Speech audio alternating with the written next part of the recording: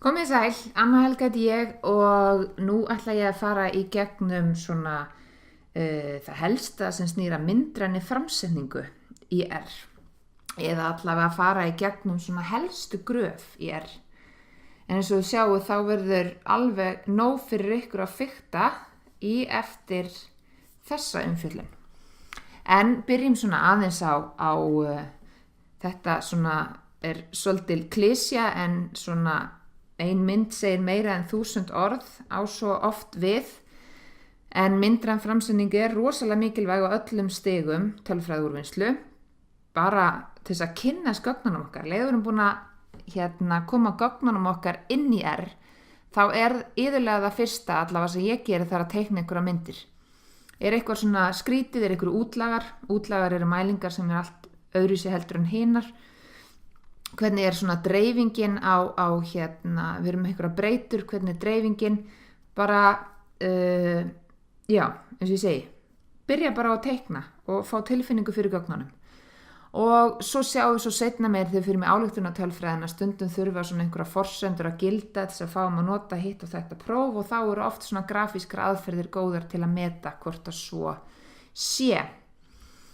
Það pakkin sem við ætlum að nota til þess að búa til myndir, það er ggplot2 pakkin og hann er sem sagt þróaður af Hadley Wickham sem er algjör stjarna í R heiminum og maður á hreinlega, ef ég er ekki búin að segja það áður, þá segi ég það núna, að maður á bara fylgjast með öllu sem Hadley gerir.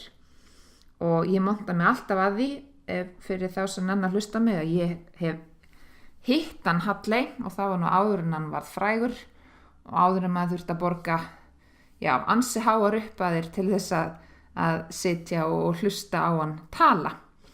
En eins og ég segi, mæli með, fylgjast með því sem Hadley gerir. Og hann er nú að vinna, skilst mér, í nýjum svona pakka til þess að búa til myndir, en við skulum skoða þennan ggplot2.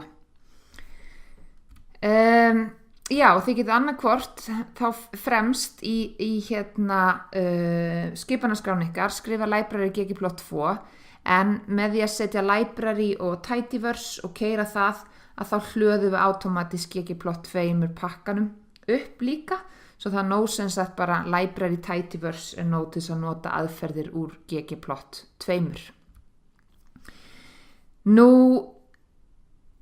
við svona hvernig við setjum ágætt að kalla það bara uppsetning skipana, hvernig er rithátturinn, að við byrjum, við skrifum ggplot og því opnast, svo er tilgreinum við nafnið á gagnatöflunni sem inniheldur breyturnar sem við ætlum að teikna og svo kemur fyrir aftan, reynda að sjá við dæmi það, þetta AES stendur fyrir Aesthetics, að þetta kemur stundum fyrir hér inni í staðum, við sjáum dæmum þá eftir, en iðulega er bara fínt að hafa það inni í ggplot aðferðinni.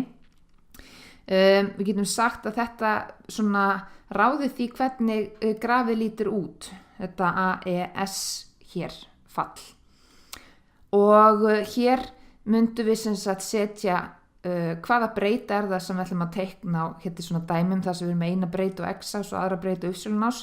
Stundum erum við bara með eina breytu, bara sem sagt á x-ás mögulega, eins og þau við teiknum stuðlarit. En hér tilgreinum við nafnið á breytinu á x-ás og nafnið á breytinu á y-ás. Við pössum okkur hér þurfa að loka 2 sögum að því við erum að loka ggplot og AES. Ggplot virka þannig að við hugsum þetta svona eins og við séum alltaf að bæta nýju lægi ofan á myndina og þetta er svona grunnurinn og svo höfum við plús á milli þessara, við getum kallað það svokölluðu laga.